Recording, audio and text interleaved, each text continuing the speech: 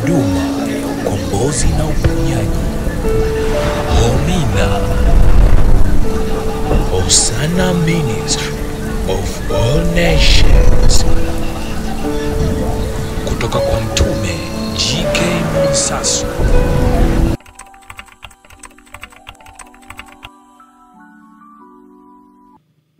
Ujumbe tulionao leo nasema mirija ya mizimu.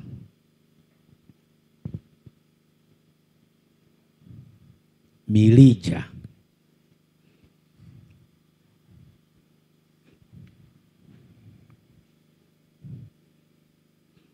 Mirija.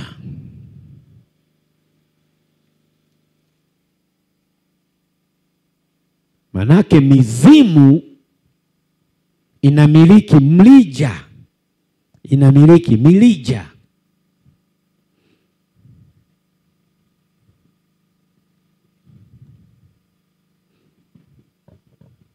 Kwetu kule Unyakyusani, mizimu ya Kinyakyusa ya asili inamiliki kitu kinaitwa fwefwe. Fwefwe. Fwefwe. Utatamka vizuri kama una meno, Fwe. Fwe. Fwe fwe. Fwe fwe.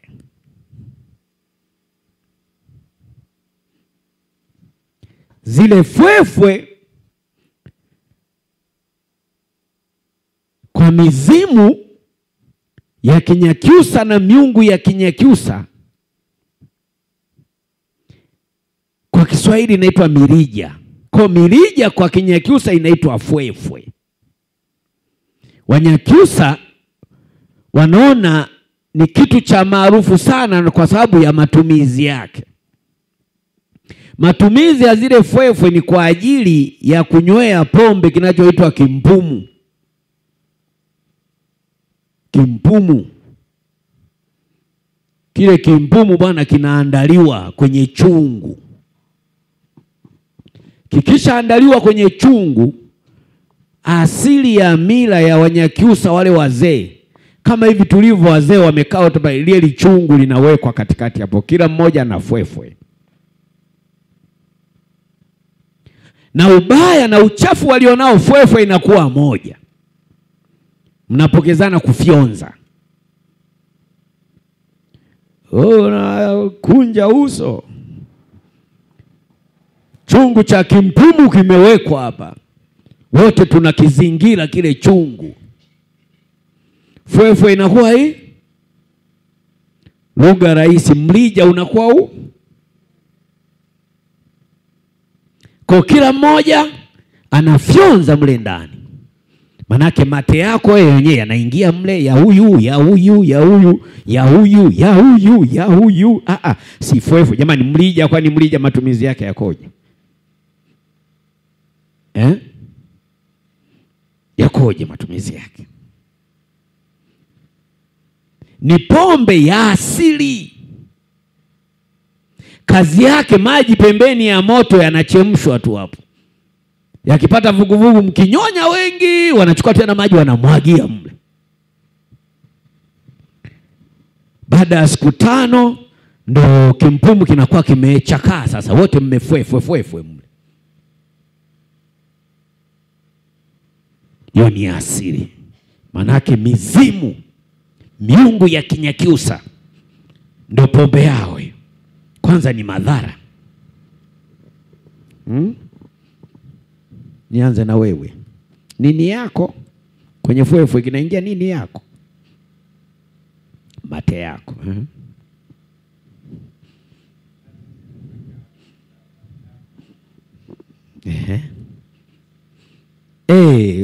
Damdamu lazima ni kwa sababu ya nini? Wengine wasuguaji meno. Unakunja uso. Kwa ujumbe tulionao mirija ya mizimu. Kwa mizimu ina mirija yake asili ambayo kazi yake inatumika kukunyonya wewe.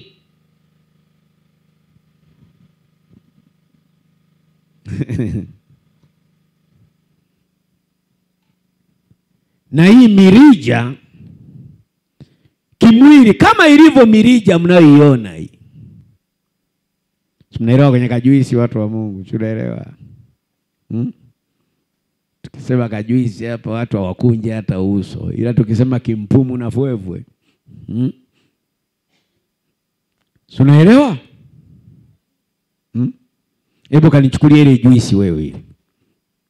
Ile juisi yenye fwefwe ile.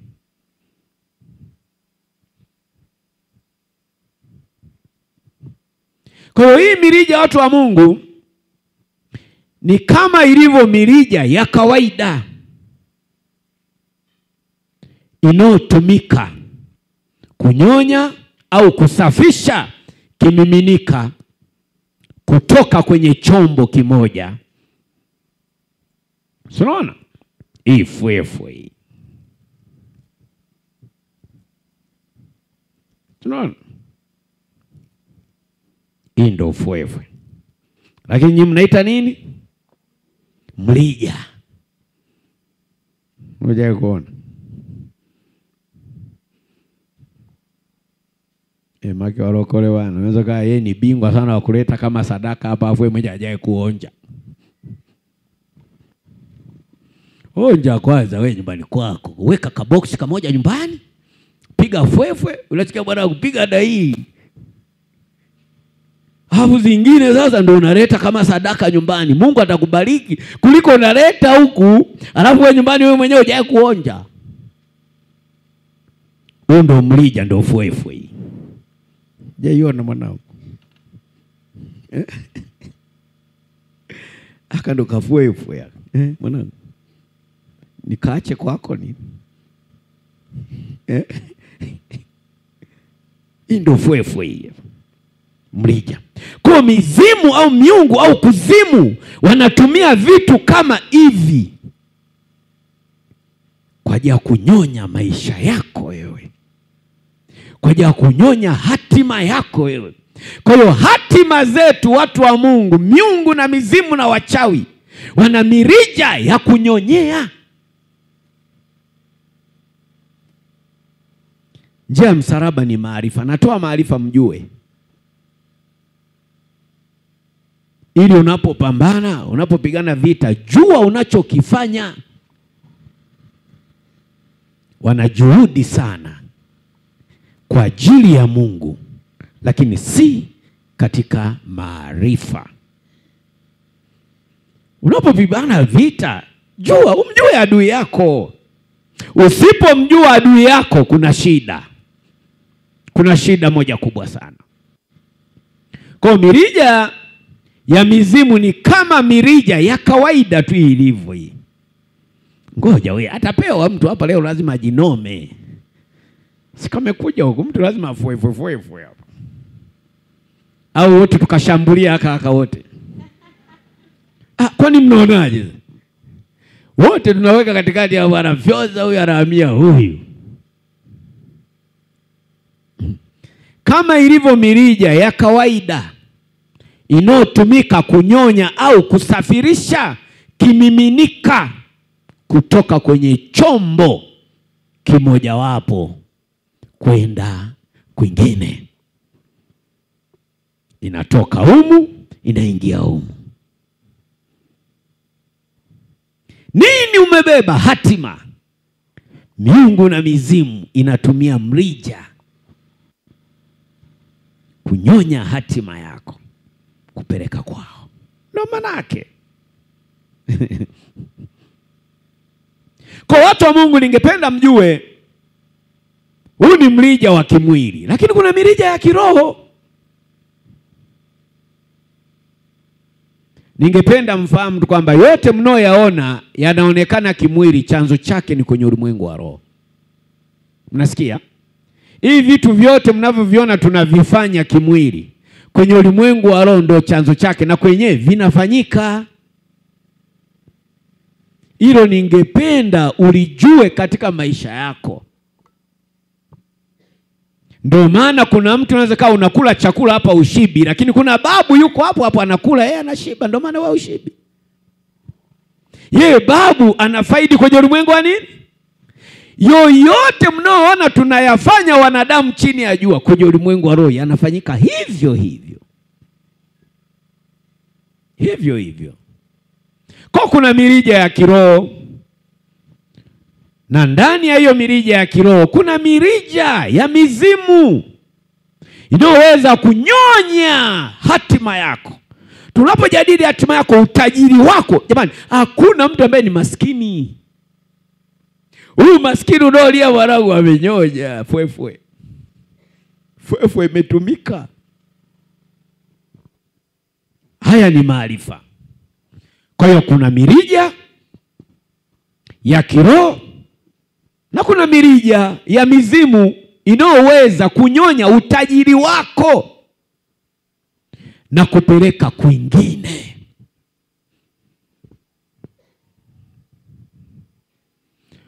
Unahitaji kuwa na imani ya kiwango cha juu ili ujumbe ambao Roho wa kweli wa Mungu ameuachilia ili uweze kuwa na matokeo kwako. Haya ni maarifa.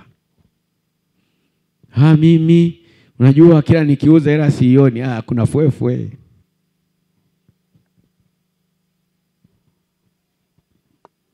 Umeuza, umeweka kwenye draw, kumbe imetoboka. Kiroho ile draw imetoboka. Kimwili unaona draw iko safi. Thamani ya pesa. Na hii elimu kwenye uokovu ni kwa sababu haipo, ndio maana warokole ni maskini. Ndio maana warokole kila siku mitaji inakufa. Mtume, mimi sielewi pesa inakwenda. Fwefwe.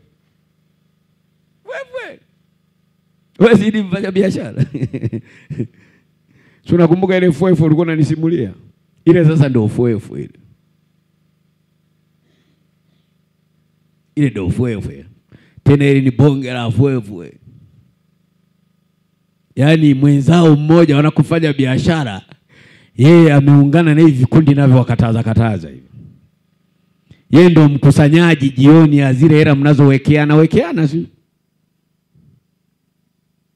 Kumbe mmepangiana 10,000 au 5,000 katika mauzo yako ya jioni. Wewe unaenda kabisa, unapeleka ile 10,000. Ile 10,000 ndani yake napofika kwenye mkono wake nakutana na fwefwe ya kwake, inaenda kuvuta na 10,000 nyingine ulioacha nyumbani.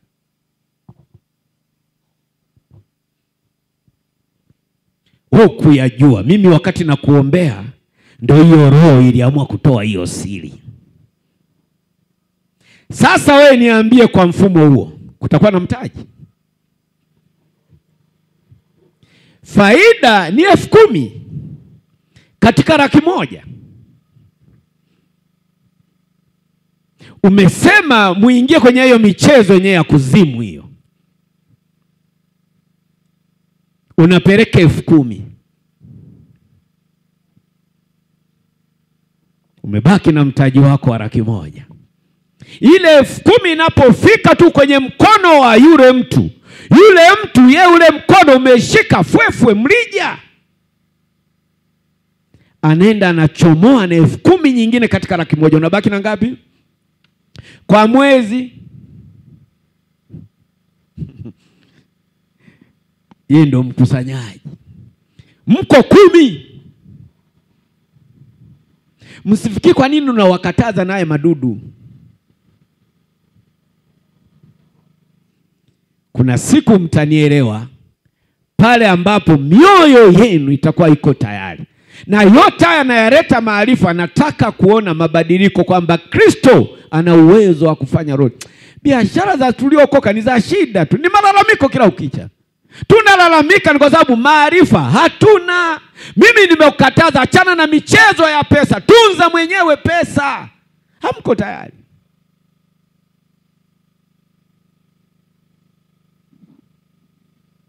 Yule anayetunza pesa ana mzimu ulioshikilia fwefwe mlija. Kila tu ukigusa mkono wako lateni nga. Mko 10 mnaocheza huo mchezo. Kwa siku moja na shilingi ngapi?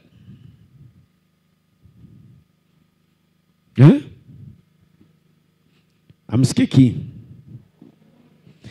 Mara siku 30. Kwenye mtaji wako wa Laki1 kila siku inapungua 10,000. Kesho kutwa una nini wewe? Mimi unajua mtaji wa nyanya sina, fwe.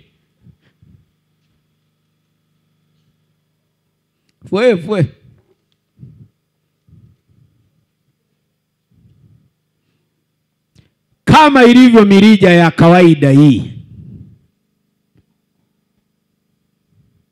inavyotumika,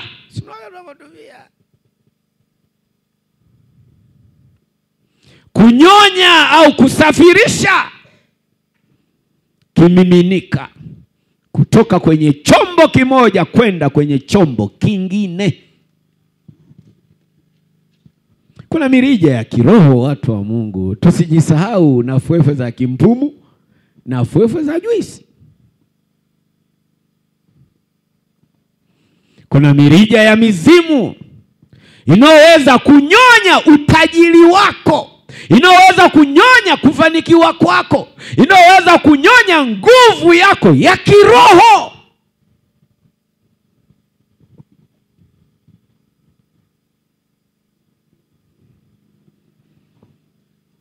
Na nyonya anapeleka kwingine.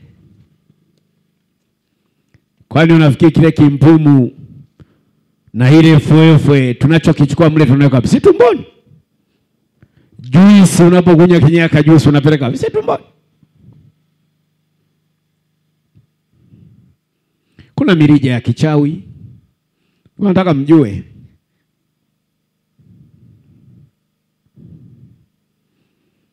Unaweza kuifahamu mirija ya kichawi? Hasa kwenye kanisa. Kuferi kwenu kwa kibiashara. Mtaji haukui, nguo zenyewe huna, kula na watoto huli, lakini pesa inakwenda ieleweki. Maka sisi walikuwa ni bairi. Hafu ule ubairi hauonyeshi matokeo kwa sababu hatuna.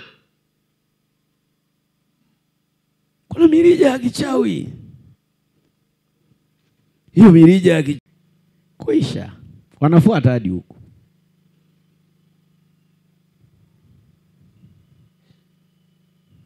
Siku moja akaambia nikuonyeshe wanachukuaje hizo sadaka, nikaviona vibwengu bwana.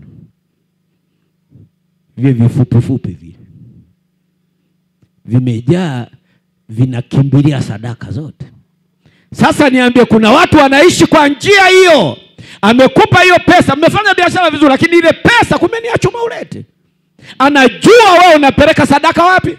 Kanisani. Ikisha tua tu imelamba na zingine zote, kimpumu kuisha. Tufanye nini? Kaa na Kristo wa kweli. Kaa kwenye utakatifu. Sikiliza haya mafundisho. Muda wote ni ibada. Tamkia kitu. Tumia damu ya Yesu ambaye ni Kristo. Damu ya Yesu ilimwagika msalabani. Lengo ni kwa ajili ya hizi fwefwe. Nyinyi kwenye ulimwengu wa roho wana mbinu. Unajua sisi tuliokoka, tukiona barabarani magari yanapita, biashara za wenzetu zinastawi, tunajua hizi ni biashara. Hizi sio biashara mwanangu. Ingia ufanye wewe. Hizi biashara zote mnazoziona wanazofanya hawa hazina faida yoyote. Ila wao wanafwefwe. Unauza wewe mlokole huku ndo zinaenda kule. Niliingia duka moja majuzi. Nikaambiwa kule site sukari imeisha. Nikaambia ngoja nipite mahala ninunue ile. Mnaita kilo 20 ngapi? 25. Yule mwenye duka bila mpa hela. Anauza 62,000. Nampa hela anapokelea kushoto. Mimi ndani ukagoma, na wewe rudisha. Nikarudisha ili nihesabu vizuri. Make nisije nikatoka hapa. Mimi huku ilikuweko ngapi sioni. Si nitasema nilisha. Hakuna. Kukagoma. Nikaihesabu tena ile. kakuta ni 62, sio 72. Nampelekea mara ya pili, akaleta kulia. Maana yake alichoniambia Roho, mimi ningetoa pale, mimi kichwani mwangu ningesema nimempa 70,000 na kumbe ni 60 ile, lakini kwa mkono aliopokelea ni mlija ulioingia kwenye mfuko wangu, ikachomoa nyingine. Ndio maana sisi walokole biashara zetu haziendi kokote. Kila siku ni hasara. Kuna mirija ya kichawi inaitwa chuma ulete.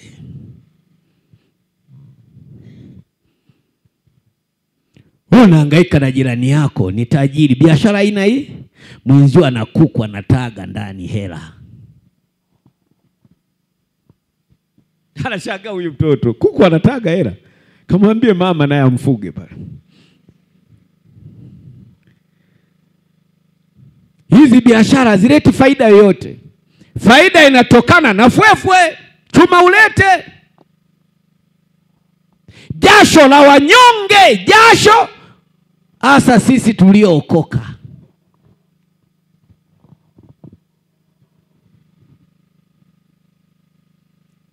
Wewe unaingia kuifanya biashara ile ile, kesho umefunga. Una maarifa, wanajuhudi sana kwa ajili ya Mungu, lakini si katika maarifa. Na wapa maarifa, nimekuja na maarifa. Damu ya Yesu iliyomwagika msalabani, ukiitumia katika utakatifu na imani iliyo moja, inazuia fwefwe. Hakuna cha chuma ulete. Tunakukuta hapo hapo.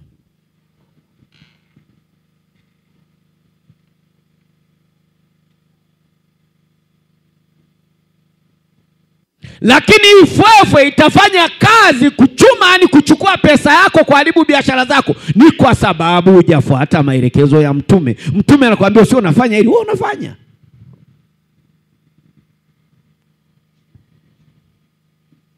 Kuna mwabudu halisi mmoja nimekuambia usifanyage kitu fulani, akanipuuza bwana.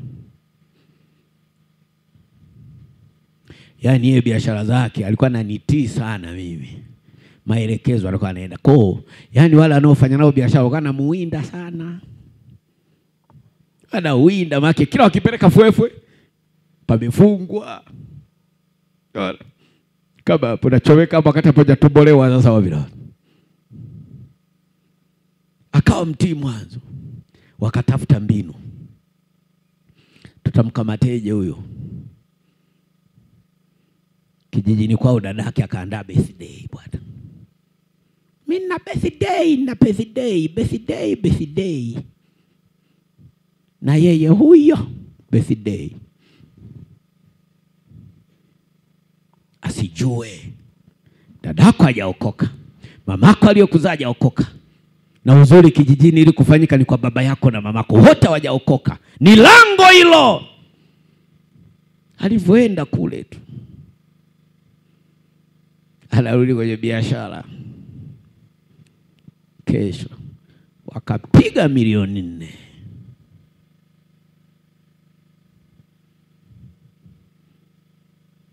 Wakapiga milioni 4. Sio story. Unanichungulia. Utii ni bora zaidi. Kwa lango ambalo linatufanya sisi fwefwe, chuma ulete ifanye kazi kuharibu hatima zetu, sio watii. Hatuzingatii maagizo. Kuna siku mtanielewa. Kristo ili adhihirike kwako kuna gharama. Lazima tujitenge nao.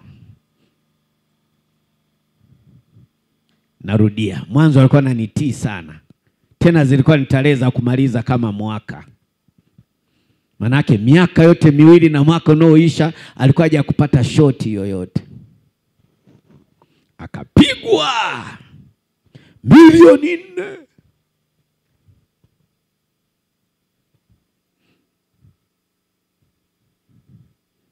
Kuna mirija ya kichawi inaitwa chuma urete.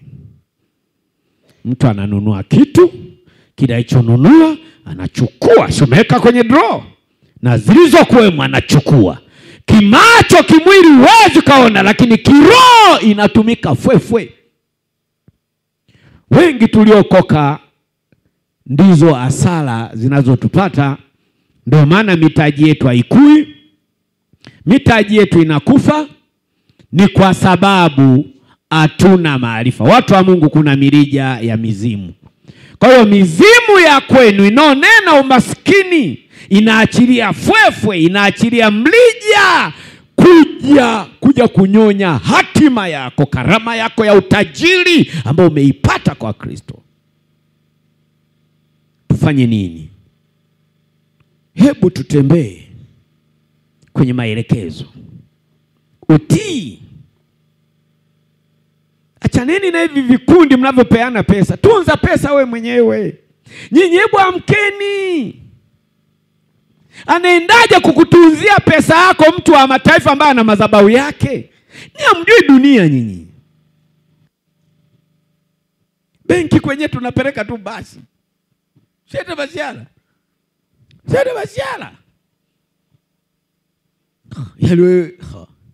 Benki wenye hatuwaamini. Ukamwamini mfanya biashara mwenzi, unajua anachouzia pale? Ana Mungu wake. Inakuwaje Mungu wake akawe mlinzi wa pesa yako, mtu wa Mungu? Wanajuhudi sana kwa ajili ya Mungu, lakini si katika maarifa. Kwa watu wengi mnaona wamefanikiwa, mnaona uchumi wao na mitaji yao inakuwa, sio kwamba inakuwa kwa sababu ile bidhaa wanaouza ina faida. Hapana, fwefwe. Chuma ulete, anagharamiwa chuma ulete. Wenda kumnunua Zanzibar, wenda kununua Tanga. Kanda, niwaambia kuku, kuna watu wana kuku wanataka hela.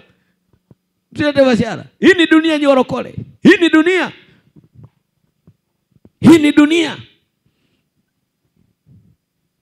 Sasa wewe niambie, kwenye biashara siku inaisha unafunga hesabu, umeuza 500,000, alafu kuna 300,000 ya ziada. Hivyo kwani usiwe tajiri?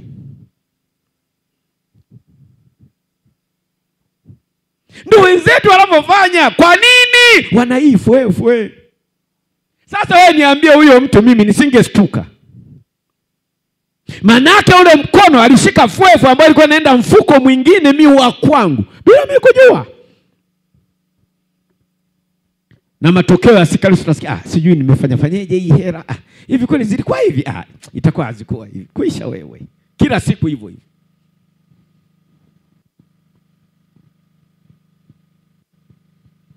Tunatamkia. Umefanya biashara, piga goti, tamka neno, damu ya Yesu, funika mtaji wako kwa damu ya Yesu ambaye ni Kristo. Alete fwefu yake uone. Anakutana na umeme unaoitwa umeme. Alafu kesho anakuja kuchungulia. Sete basiala nyinyi, lakini sio watii. Ndio maana kanisa kwenye biashara hatuwezi. Kila siku mitaji imeanguka. Narudia tena. Watu wa Mungu, hakuna anayefanya biashara bila madhabahu. Inakuwaje pesa yako unaenda kutunzie mtu ambaye ana madhabahu yake tofauti?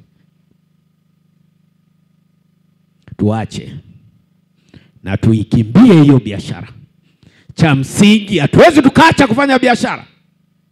Ndio maana Yesu ambaye ni Kristo alishuka na ameshuka. Lengo na kusudi lazima tushindane. Ndio maana amesema tutatawala na kumiliki. Tunakimbia kila siku, tunafungua biashara mara, tunakimbia kanisa.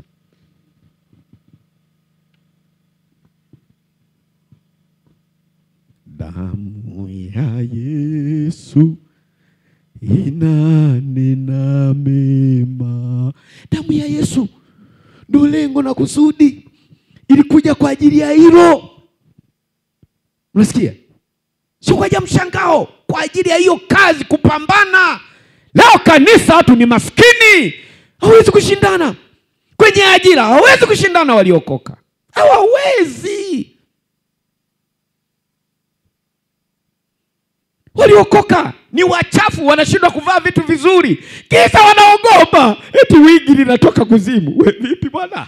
Sawa, hata likitoka kuzimu kwani kuna shida gani? Damu ya Yesu imetoka wapi?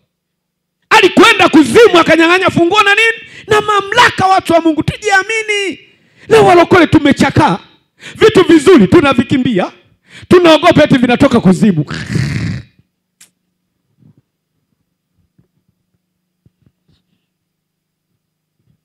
Tunatia huruma.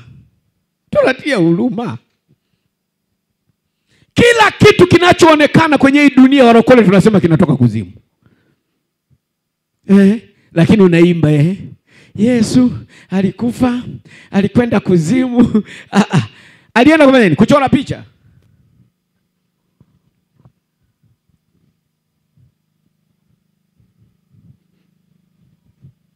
Alikwenda akanyang'anya funguo na nini?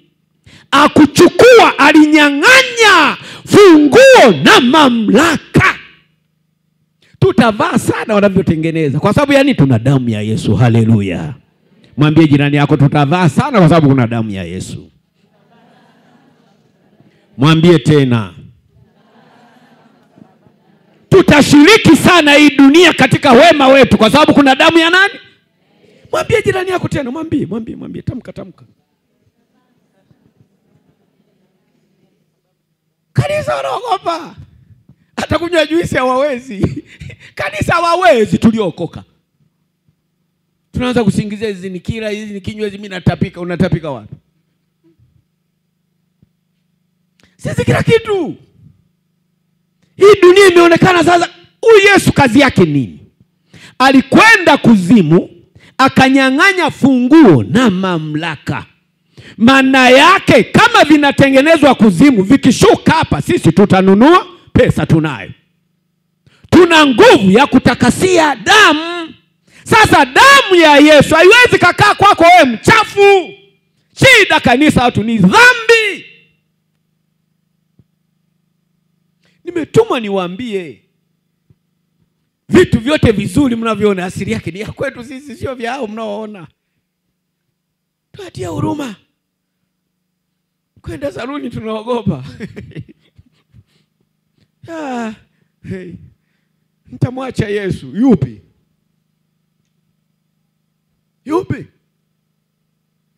Nionyesheni nani aliokoka mwenye kiwanda duniani. Nitajieni mmoja wapo. Nitajieni. Hayupo. Wao waacheni wawe na kiwanda. Sisi tutakuwa na pesa. Sisi tunafanya kazi. Ile pesa imeshika damu ya nani? Cha kiwandani. Tutanunua tu. Hilo wigi nunua wewe, takasa. Cheni ushamba. Kwa nini Kristo wenu mnashindwa kumdhihirisha katikati ya hao wa mataifa? Kila kitu sisi tunaogopa kanisa. Vya kuzimu. Hapa duniani kila kitu vinatoka wapi? Tumeletwa hapa, ulinzi wetu tumekabidhiwa damu ya Yesu iliyomwagika msalabani. Lengo na kusudi ni kwa sababu hapa chini ya jua sisi tunatakiwa tuitumie kutakasia hivyo vitu. Sasa wanangu, nafikiri ungependeza na kawigi yako.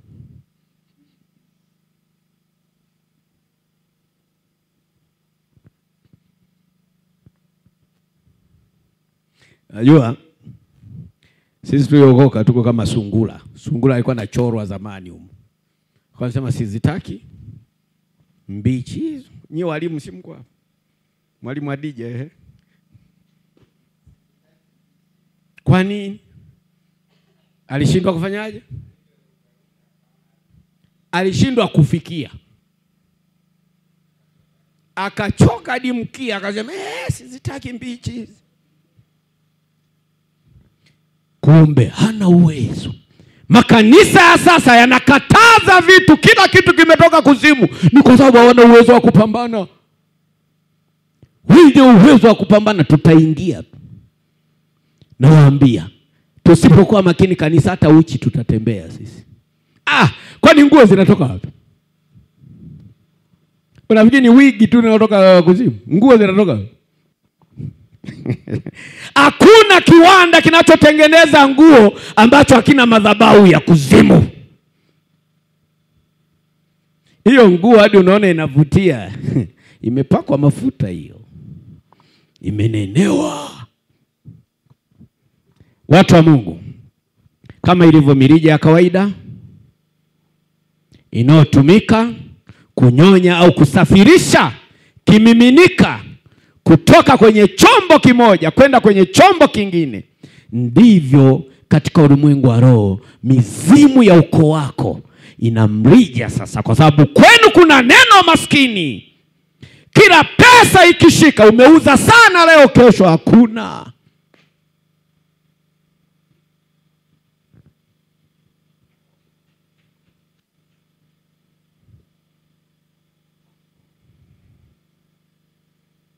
Pesa, watu wa Mungu, ni roho. Wengi wajui pesa ni roho. Pesa inasafiri. Pesa ina uwezo wa kuita. Ndio maana watu waganga na kukalisha hapa wanaanza kupiga. Inasoma rubadili hapo, udi unachomwa hapo. Unakuta tu wekundu wanakuja wanapeperuka. Mwenzangu David Mlokole. Mmezoea tu 1000 na tumechakaa kutuona, sasa wewe niambie hapo. Lazima tuelezane kweli. Damu ya Yesu ambaye ni Kristo iliyomwagika msalabani ilikuja kama kinga na nguvu ya kutusaidia hapa duniani. Duniani pana mambo. Kwa tunazotoka watu wa Mungu zina mambo, zinanena umasikini, zinanena magonjwa. Kwa hiyo ili ule umasikini wa ukoo wako usikurejee, ingia ndani ya Kristo. Ndani ya Kristo kuna damu. Ni uzuri maisha yote nimeyaishi. Haya ndio kufundisha mimi nimeyaishi. Unasikia? Nimeyaishi. Hii ni dunia, kanisa. Hii ni dunia. Uzuri saizi niko kwa Kristo na kwenye na faidi. Damu inavyotenda kazi. Chini masiara. Lakini yote haya watu wa Mungu, ili zifwefwe na hii mirija ya kuzimu ya ukoo pande wa baba yako, ukoo pande wa mama yako, mume wako na mkeo, isifanye kazi kwako. Hebu jaribu kuwa mtii. Na ukibeba utii, hakika damu ya Yesu ambaye ni Kristo unaitamkia tu kwenye duka lako, unatamkia kwenye draw yako, unatamkia kwenye pesa uliyoishika. Wengi mnalalamika pesa hazishikiki. Pesa ikiwepo leo uelewe umetumia nini. Pesa, watu wa Mungu, inatafuta cha kufanya. Na hapa siri ya mwisho ndio nataka nimalize. Mimi naelewa watu wa Mungu, pesa inatafuta cha kufanyia. Ndio asili ya pesa. Kwa sababu nini? Ni roho. Pesa inaongea. Mtu anaitamkia pesa. Hii pesa anaitamkia kuzimu kulingana na madhabahu yake, kwamba hii pesa mwezi mzima itazunguka. Itakakozunguka, kila itakayofika kwenye huo mkono, fwe. Wenzangu, David, uliuza tumboga uto. Imenyonya. Inaenda kwingine inanyonya. Inaenda kwingine inanyonya. Ni mfumo. Haya nawaambia, miezi miwili iliyopita Mungu mimi aliniambia pesa yote inayopita kwenye mkono ni nene, ibebe watu wakaokoke. Na wapa siri. Mimi pesa, si pesa, kwani pesa ni ya kwangu peke yangu? Si ni ya hili taifa? Ikitoka mkononi wako uliookoka, nenda kwa mganga. Unakunja uso. Pesa sio warokole peke yake. Pesa ni ya hili taifa, inazunguka. Acha kuuza sokoni mule. Kwa mimi Mungu akanipa mbinu. Mimi pesa yoyote saizi ni miezi zaidi ya 3. Ikipita kwenye mkono ya kwangu, inapoenda kwenye matumizi, yani kusambaa, yoyote atakayegusa pesa iliyopita kwenye hii madhabahu anaenda kukutana na damu Yesu, ataenda kuokoka. Haleluya. Haleluya. Haya ni maarifa roho wa kweli ameashusha. Hatuendi kupiga kelele mahali eti okokeni, wataokoka tu. Haleluya. Pesa ni mbinu inazunguka, watu wa Mungu, sipigi porojo. Kwa hiyo pesa ninapoiachia mimi kwamba inaingia kwenye mzunguko, lazima itamkiwe kama vile wanavyotamka wao. Ikishatamkiwa hii popote napoenda kutua, lazima Mungu wa homina akastuke mara pale. Watu wanajua ni nani? Ni Mungu wa Mwansaso. Haleluya. Haleluya. Hii sio story. Tunataka kuondoa roho ya Kiyahudi, na roho ya Kiyahudi siku zote watu wa Mungu imebeba daraja la kumkataa Yesu ambaye ni Kristo. Kwa namna gani? Uovu. Kwa ningependa watu wa Mungu kila mmoja, ili wokovu wako uweze kuwa na faida, jitahidi sana kubadilika. Wokovu ni mabadiliko ya tabia wa Kristo. Tukitaka kuufaidi wokovu, ili Yesu ambaye ni Kristo atende kazi, miungu, mizimu, maadui tuweze kuwashinda, ni lazima tukubali kubadilika kwa tabia. Mmenielewa watu wa Mungu? Mmenielewa watu wa Mungu? Mmenielewa?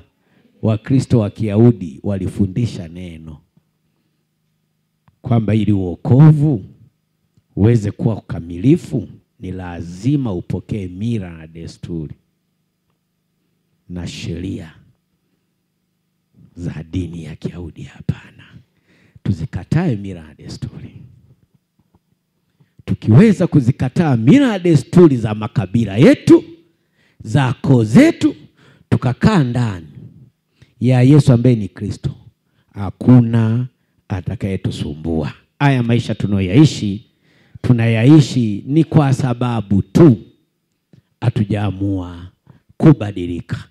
Kwa hiyo ili Yesu ambaye ni Kristo atende kazi kwako, hebu chukua hatua, badilika. Tunda la Roho. Tunda la Roho. Upendo ni maisha ya watu wa Mungu. Na maisha ni upendo. Tukijitahidi na kutengeneza maisha yetu yakibeba upendo, ndo Mungu mwenyewe, ndo Kristo mwenyewe. Lakini tujitahidi sana kuvumiliana. Mungu anajitambulisha katika hiyo tabia inayotenda mema katika upendo. Mwambie jirani yako, shika neno. Mwambie tena, mwambie ukalitendee kazi. Mwambie ukalitendee kazi. Amina watu wa Mungu, tusimame.